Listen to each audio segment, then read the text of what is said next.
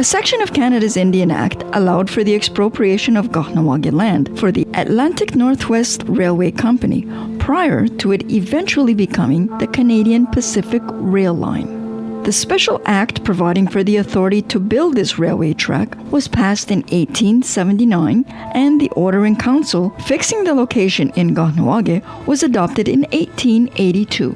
Contracts were awarded in 1885, steelwork was completed in 1886, and the rail bridge work was completed in 1887. I guess the first indication was that the railway bridge was built for economic purposes, and any kind of bridge or spanning a river is always tried to put in at the narrowest point of the river, and sometimes depending on the depth of water, then they had to make adjustments and whatnot, you know. So the railway was put in the St. Lawrence River. Kahnawà, unfortunately, being the narrowest place at that given time, was the place chosen to put the CPR bridge. When they heard that some land was going to be required, and specifically for a bridge, I don't think they knew exactly that it was going to be the extension of the railroad line at that point in time, because, you know, we're building a bridge, and I imagine the first thing that people thought was, well, we're building a bridge, we'll be able to cross. We don't have to go by boat or canoes or whatever. I guess in my mind, the people had been promised that if they got a bridge, they would create all kind of work, and this was part of it. So that was one of the ways and means that they used to sell the idea to the bridge. There was no band council involved at the time. There was actually no band council sitting. It was all one Indian agent sitting with a little office in Kahnawà making all these decisions. So they had already figured out a legal way of justifying their actions by saying they were going after individuals that own the property, and that those people can be expropriated under the Indian Act. The order in council authorizing the expropriation of 51 acres was done after the work was completed and compensation paid following arbitration in 1888. The primary additional order in councils authorizing additional expropriations were passed in 1898, that was for 3 acres on Adirondack Road, and in 1912 for the double tracking, which was 19 acres.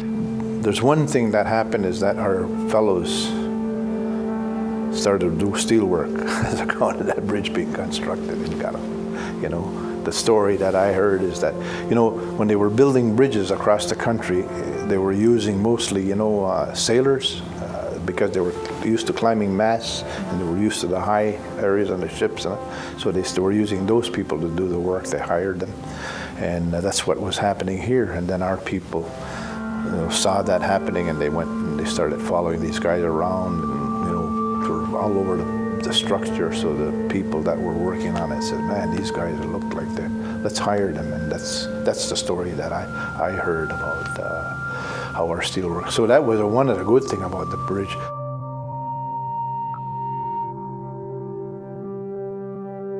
Some Kahnawà have fond memories of their family members working on the CP rail bridge and the benefits they enjoyed. What I remember is my father worked there, and he worked in the summer painting, and I wish today they could still give work to our boys and paint it. It's all orange. And in the winter, he shoveled snow, so I was very lucky that my father, like we ate, you know, there was work for him because he wasn't an iron worker. And he used to get passes to travel, and you know how far we'd get with the family? Malone, New York, that's how far. But to us, it was so great. You could travel free on the train, yeah. And everybody did their shopping in Lachine with burlap bags. Today, there's no such thing as burlap bags anymore. And they did their Christmas shopping, the toys and all, walked the bridge. And sometimes they had accidents, though. Many Kahnawà took the train from the Adirondack Junction to New York to find work. It was a good structure. I wish they would have never taken it down, and I wouldn't mind if they still had a train stopping there and picking people up, leave their car there instead of crossing the bridge. And I think a lot of people that go there just to warm up, sit there and tell stories, older men. They came out from the farm, They got to stop there before they come to the village. Oh, and when somebody died in the States, there was a big chute, and that's how they bring the body by there. That's how they did it. It was a sad thing. Everybody waited at the station, and that's how they bring it down. In those days, the trains operated on steam-powered engines. Some Kahnawake remember. I mean, I remember as a kid, it used to be at night, and hope the train didn't pull out at night, because we used to play in the boxcars. But I used to be amazed. I used to like to sit up near the station and watch the guy on the telegraph doing Morse code. It used to be fun to see people pay a couple of dollars or whatever it was to send a message to New York or somewhere, or send some approval of something. And he'd be tapping away on his finger. And it was just amazing. And then when the trains came into the station with the steam engines, that was fantastic. It was just, you have to be around them to realize how much enjoyment you can get out of a train. Yeah, it was scary, and it smelled, like steam, And it was scary. Couldn't go by the tracks. You could get burnt, I can imagine. That always water, coming down.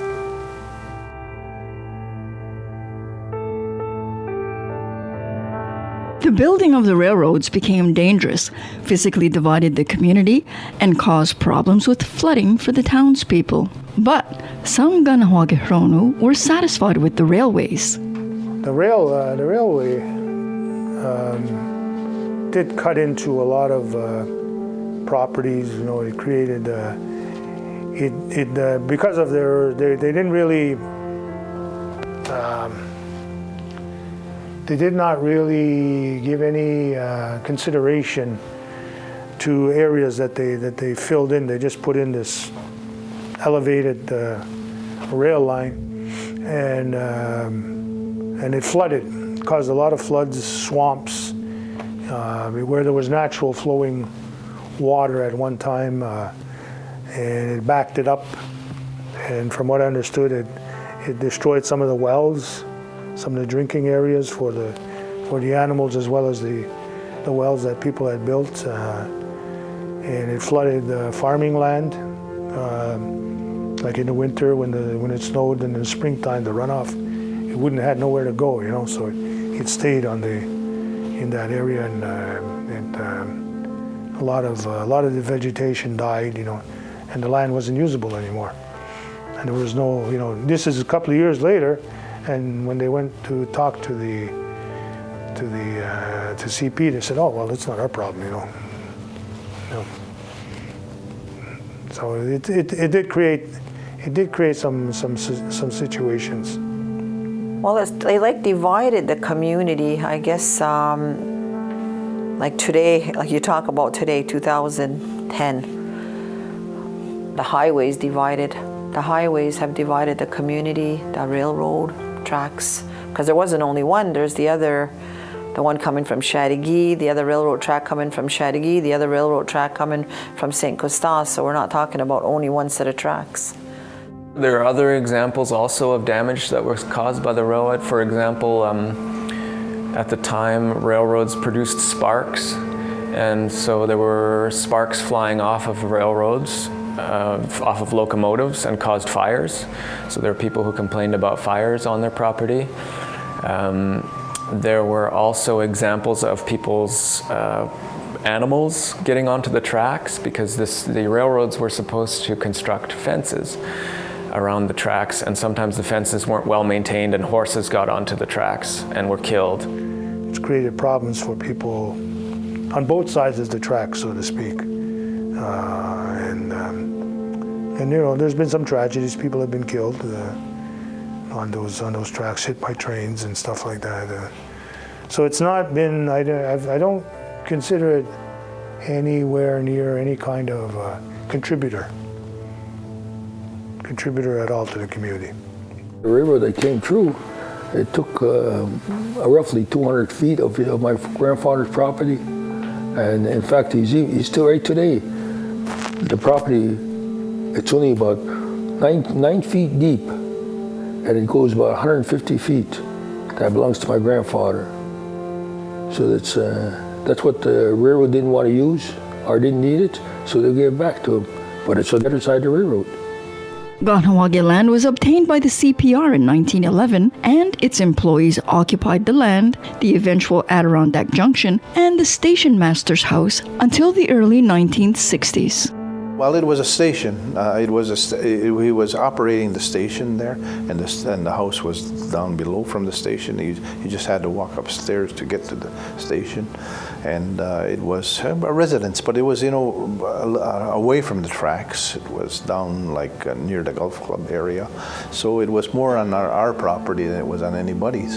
And we were under, I guess we were under impression that it was leased for the purpose of use for the station master.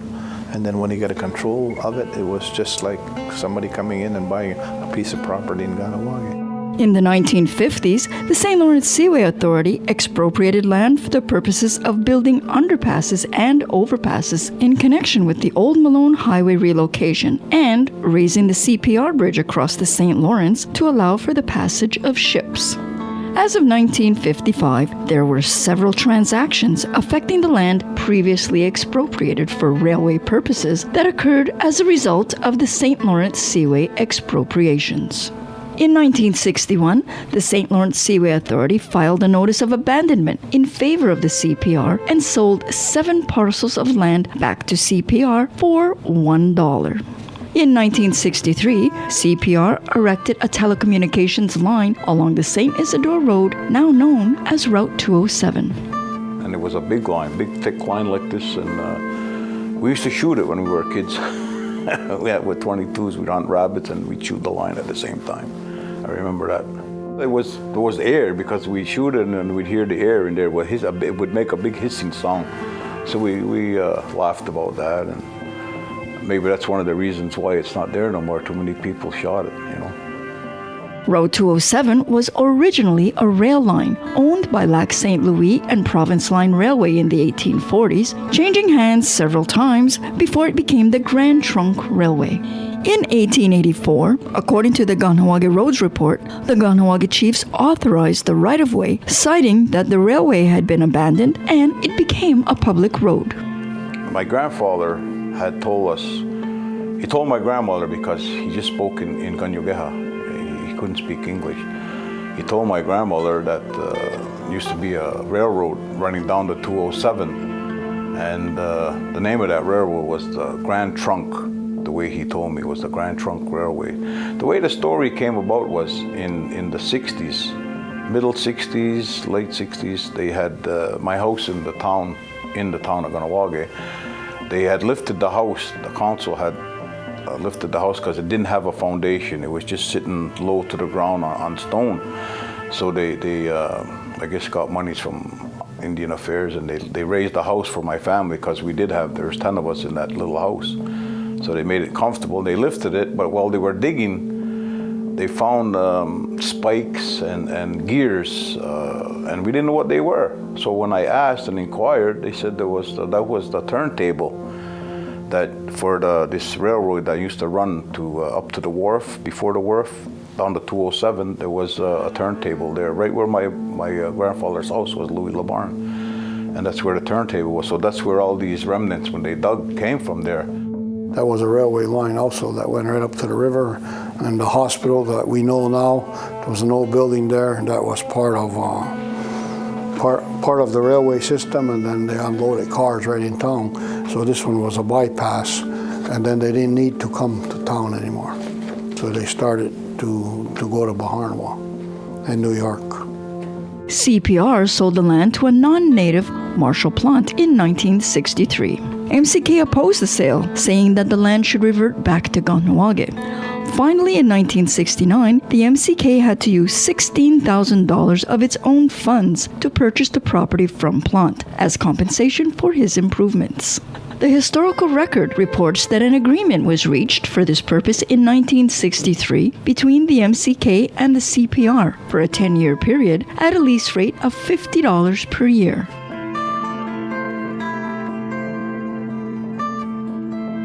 The small tunnel we refer to today as the hole in the wall was built by CPR as a temporary roadway to accommodate automobile traffic under the CPR bridge. The tunnel that's used today for automobile traffic under the CPR bridge, or actually it's the approach that was built to the CPR bridge, which originally was built with trestles. So that approach was not originally made of dirt. And then in the 1890s, those trestles were filled in with dirt. And at that point, the community saw that they were going to lose the road access to the other side of the track. And this is an important road. It's the road that goes to La Prairie. And at the time, it was one of the most important roads in Kahnawake. It still is very important. And so the community had to fight for this tunnel because the CPR didn't want to pay for it.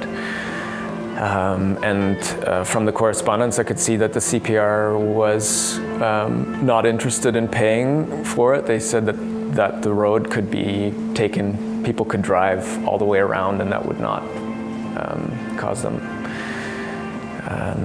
So essentially, the Department of Indian Affairs had to force the CPR to construct that tunnel after the community pressured Indian Affairs into it.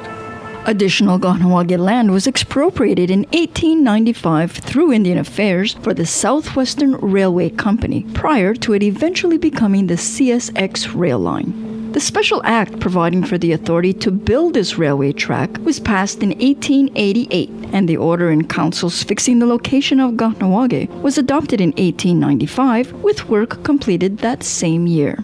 The order in council authorizing the expropriation of 53 acres was done after the work was started, and compensation was only paid 2 years later in 1897.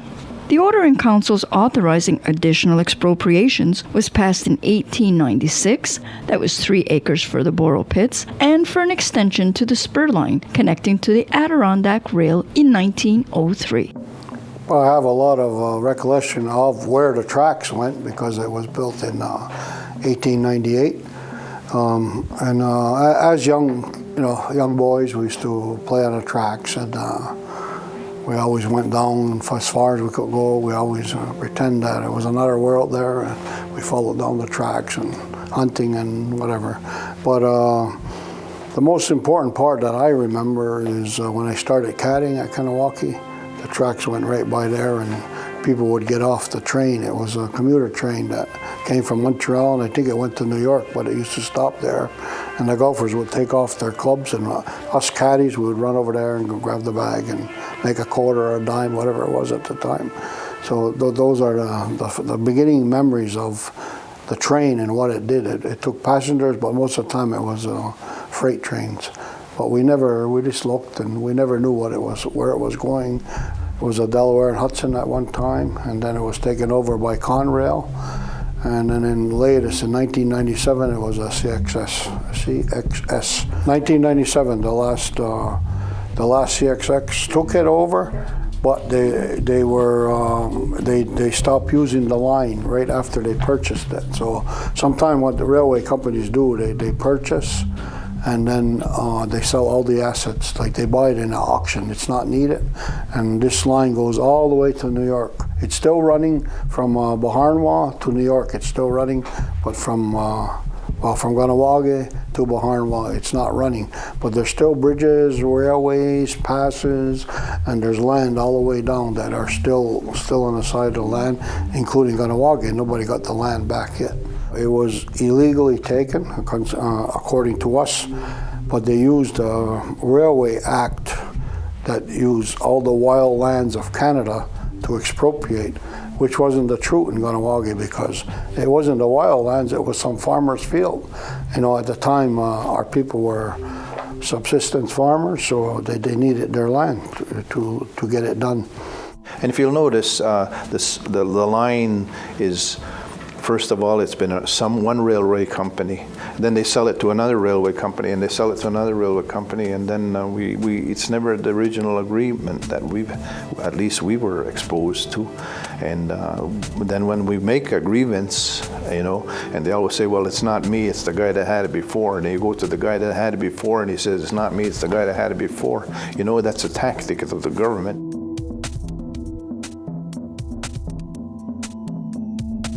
Kahnawaga's landscape, way of life, and people were forever changed with the coming of the rail lines. I would say that one of the things that I've heard people actively looking for is to still benefit from the railroad lines going through. So for example, there's no commuter railroad stop at Kahnawake, and so this would be something that could benefit people in Kahnawake, and so I would say that's part of the continuing fight to have, since the land has already been taken, since the railroad already exists.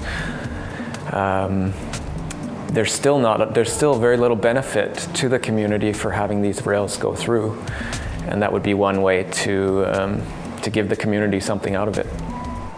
My father told me the story, he says, a long time ago. He says, they could see that people had a hard time over here.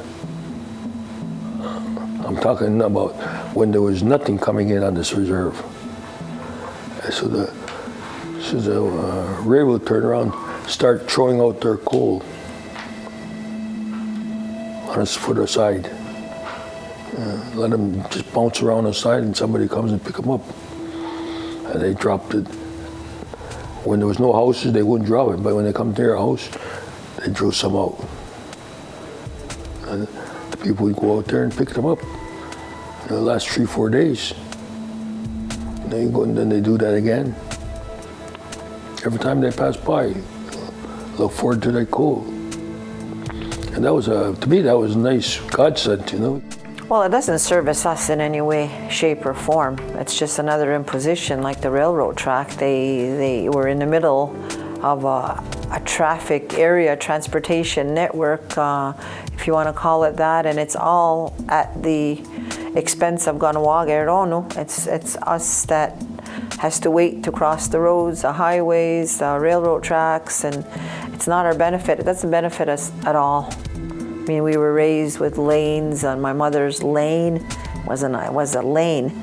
Now, most of our roads were like that, but they're no longer like that. I think to me, it's here, so I have to look at it. One, I'd like to see a train station. I'd like to see a train station where people can have access to the city, and I think today, with the cost of traveling, the cost of gas and parking in the city, I think people would be more apt to take a train today, where you can transfer to the metro. You know, it'd be a lot easier and faster to just hop on a train. Maybe one day we can work on something that, you know, it could happen. Well, I always wonder why they would build. They could have gone 10 miles down, and they could have built a railway like around the reserve. Why did they have to go to the heart of the reserve? You know, it's always like take Indians' land. It's a little easier, you know, and that's wrong. You know, I think it's a wrong of the country, and it's a wrong of the Indian agent. They were in the wrong in what they did to our people. It was no benefit to us, absolutely none.